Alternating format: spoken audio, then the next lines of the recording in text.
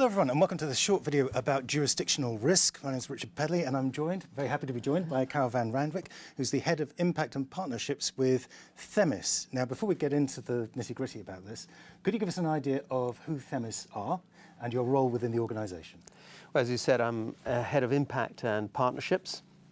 So we're a B Corp and purpose-driven business, and our aim is to fight financial crime around the world, to mitigate the impact of financial crime on people, communities and businesses.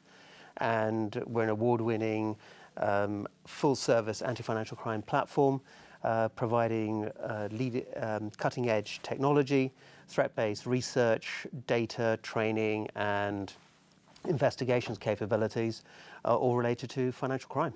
Right.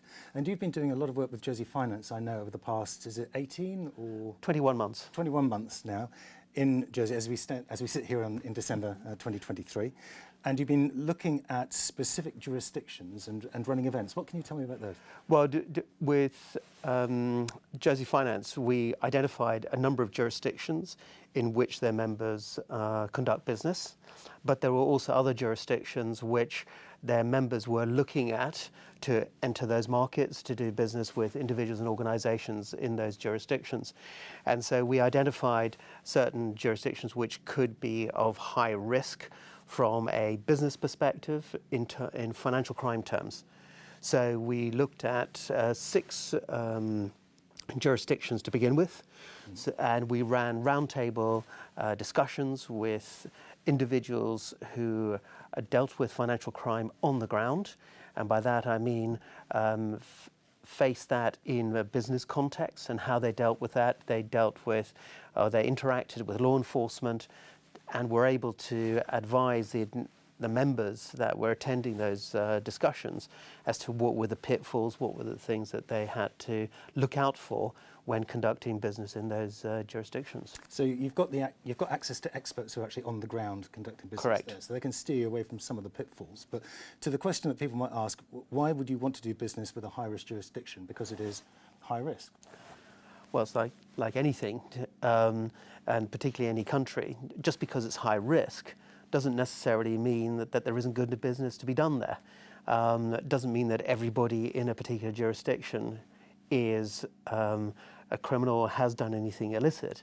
There are probably going to be good businesses, good individuals who have generated wealth through proper means. And of course there's the line which I think was in the South African event that was held quite early on, yes, where one of the speakers said just because a jurisdiction is high risk doesn't mean there isn't good business to be had there, just as low risk jurisdictions, as we know, also have bad business to be had. So you have to be careful of everyone. Yes, correct. But it's being able to understand what your risk appetite is, what is the sort of business you want to do, the sort of business you want to avoid, and then being able to identify, put in place processes and be able to capture data and information to be able to assess those risks and make informed decisions. And is this useful for people who are thinking of perhaps going into a jurisdiction which they are less familiar with, or is it a process where you have to keep on top of the developments within the country? I'd say it's a bit of both, but there's also another one to add, and that is understanding the jurisdiction you're already operating in, mm-hmm, and the evolving nature of financial crime in those jurisdictions.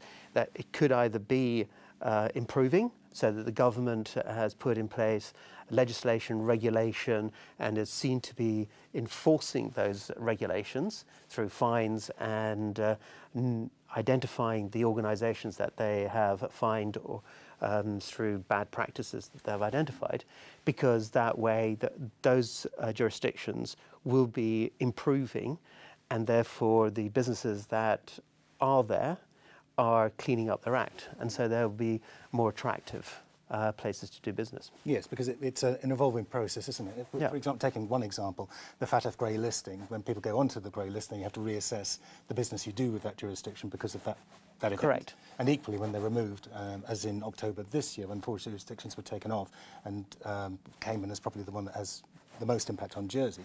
But those are ones where, again, you have to look at them and say, what has actually changed in terms of the grey listing? Because there's no two grey listings that are done for exactly the same reasons, are there? No, and I would say then, just because a country or a jurisdiction has come off the grey list, doesn't mean it's business as usual. It's evaluating what has changed.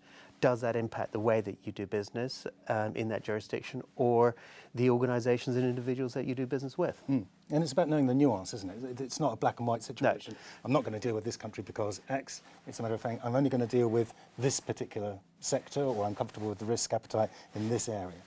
And no jurisdiction is the same.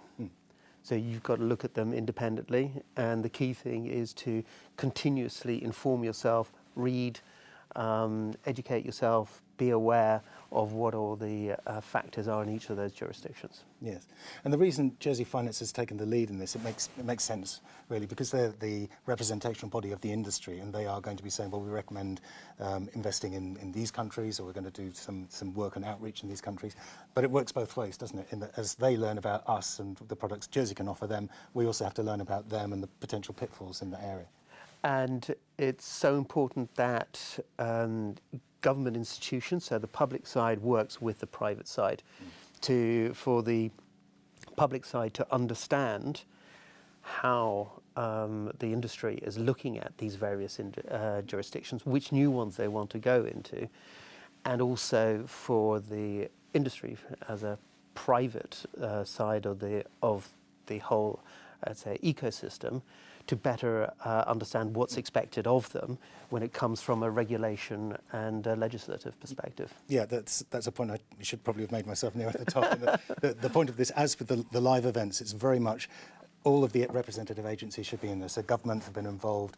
We want the regulator to be involved as well, Jersey Finance, of course, and the other experts, because when you've got everybody in the room, I think it's a more informative event and more helpful for everybody involved. Yeah, and the structure that we've come to after a number of events is that we have local experts, as we mentioned earlier, but then have representatives of the government, your colleagues, and also the FIU, to say this is the reason why this jurisdiction is becoming of increasing importance to us, because the volume of business that's being done by the industry in those jurisdictions or with those jurisdictions in Jersey is increasing, or it's a substantial proportion of the overall business being brought into Jersey.